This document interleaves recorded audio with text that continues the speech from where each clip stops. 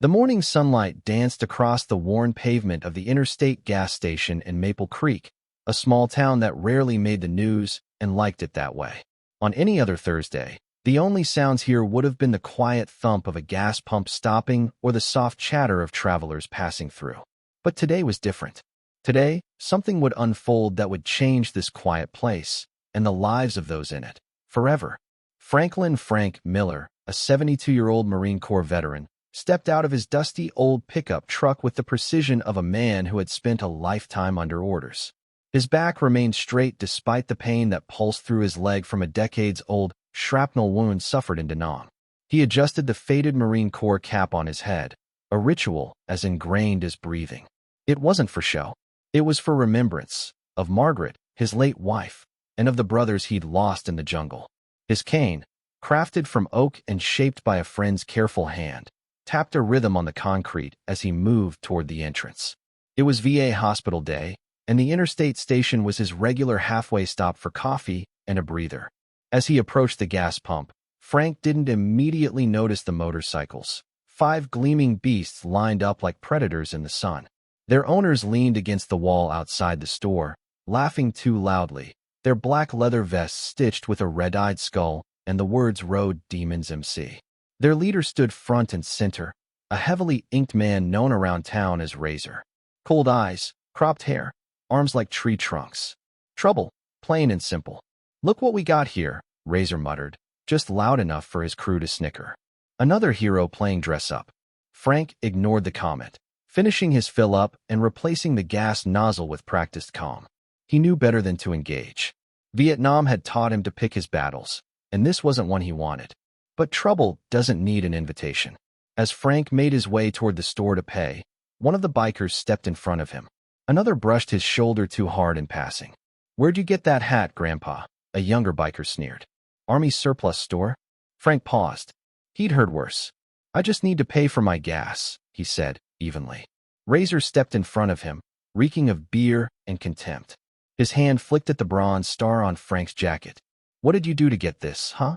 Shoot some farmers from a helicopter?" Frank's jaw flexed. He didn't answer. He wouldn't give them the satisfaction. Then Razor's boot kicked out, knocking Frank's cane aside. Frank stumbled, catching himself on a nearby snack rack. The room fell into a tense silence. Tyler, the gas station attendant barely out of high school, looked up from the counter, frozen. Customers either turned away or slowly backed toward the exits. No one moved to help. No one except one man. The bell over the door chimed, and a figure stepped inside. He wasn't imposing. Mid-40s. Black t-shirt, faded jeans, and sunglasses. Quiet. Unremarkable, except in his stillness. He didn't speak. He didn't shout. He simply observed, removing his sunglasses slowly and slipping them into his pocket. Razor barely spared him a glance. "Keep moving, pal," he growled. "Private party." But the man didn't move. Instead, he stared at the scene before him with a level gaze, studying every detail. Frank's medals, his missing cane, the semicircle of bikers now postured like a pack. When he finally spoke, his voice was calm, quiet. "The medals are real," he said. "3rd Battalion. Vietnam." I recognized the ribbon. His words were not for the bikers. They were for Frank. Frank's eyes met his. "Afghanistan or Iraq?" "Both," the stranger replied. "75th Rangers." Frank gave a slow nod. That simple exchange carried a lifetime of weight. There was no bravado, no need to explain. Just the silent understanding of two men who had seen war and come back changed. Razor sensed his grip on the situation slipping. He tried to laugh, but no one joined him. Just having a little fun with the old-timer. The stranger stepped forward, stopping exactly 10 feet from them. "He earned those medals," the man said, his voice still gentle but impossible to ignore. "Fighting for people who couldn't fight for themselves." He paused. "You should apologize. And leave." Razor flushed red, his temper flaring. "Or what? There's 5 of us, and one of—" He never finished the sentence. His hand darted out, aiming for the stranger's chest in a shove. But the man wasn't there. In one swift motion, the stranger stepped aside and redirected Razor's momentum, sending him stumbling into a rack of chips and jerky. Customers gasped. Tyler reached shakily for the phone to call 911. The bikers, now fully ignited, pulled brass knuckles, chains, and even a switchblade. Frank tried to step between them. "This isn't necessary," he said, his voice firm. "I know you can handle yourself," the stranger said, gently placing a hand on Frank's shoulder. "But you shouldn't have to." Just then, the rumble of motorcycles shattered the tension. 15 bikes pulled into the lot, forming a clean formation. They bore the patch of the Veterans Motorcycle Association, an American flag shield beneath the words, "Brothers then. Brothers now." Their leader dismounted and walked toward the store. She was in her 40s, hair clipped short, posture straight. "Military." She entered and stopped before the stranger. "Colonel Walker," she said, snapping a salute. The bikers froze. "Colonel James Walker, the man who led the Kandahar rescue 3 years ago, a legend among veterans." He returned the salute casually. "Good timing, Commander Reyes." Frank's eyes widened. "Kandahar," he muttered, almost to himself. Walker nodded. "Just passing through." Razor had gone pale. The bravado melted off him like snow under flame. We didn't know who he was," he stammered. Walker's voice hardened. "It shouldn't matter who I am. It should matter who he is." He pointed at Frank. "Staff Sergeant Franklin Miller, 3rd Battalion, 5th Marines. Bronze Star, Purple Heart. Held off waves of attackers at Da Nang while wounded. Carried 7 men to safety." The room was silent. Even the road demons listened. "My grandfather served in Vietnam," Razor said, barely above a whisper.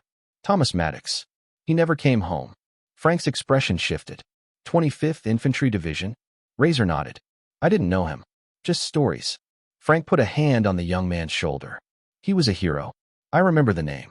He saved a platoon in the Tet Offensive." Tears welled in Razor's eyes. The tough exterior cracked. Commander Reyes spoke. "We're holding a memorial this Sunday. Your grandfather's name belongs there. You should come." Razor nodded, silent but sincere. A veteran stepped forward and returned Frank's cane.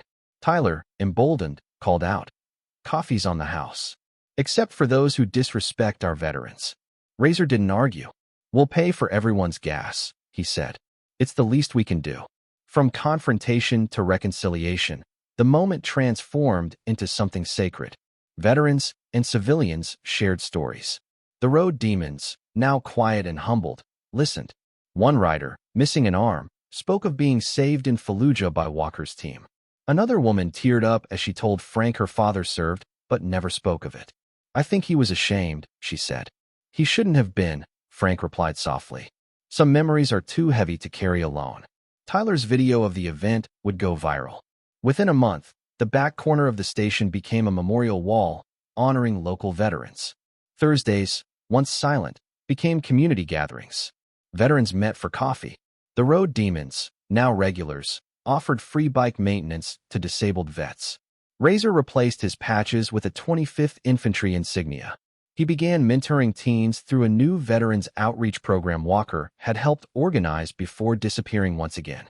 Frank became the quiet bridge between generations. He never spoke of heroism, only of duty and not running when it got hard. On his 73rd birthday, the community gathered at the station. Colonel Walker returned with a shadow box of Frank's medals, finally mounted with dignity. The photo of that day, the 4 of them standing shoulder to shoulder, was framed beneath the words, "The chain of service never breaks." That evening, Razor sat beside Frank on the bench outside. "I was angry at the world," he said, staring at his hands. "But I dishonored my grandfather." Frank handed him something small, a worn 25th Infantry pin. "Your grandfather would be proud of who you're becoming." "How do you know?" "Because that's how it works between soldiers. We want the next generation to be better. That's what we fight for." Walker joined them in silence. Frank said, "The uniform lets others see your service. But it's how you treat people without it that defines it." Walker nodded. "Sometimes the most important battles aren't in war zones." Frank looked at the gas station. "And the most meaningful victories come long after the war ends."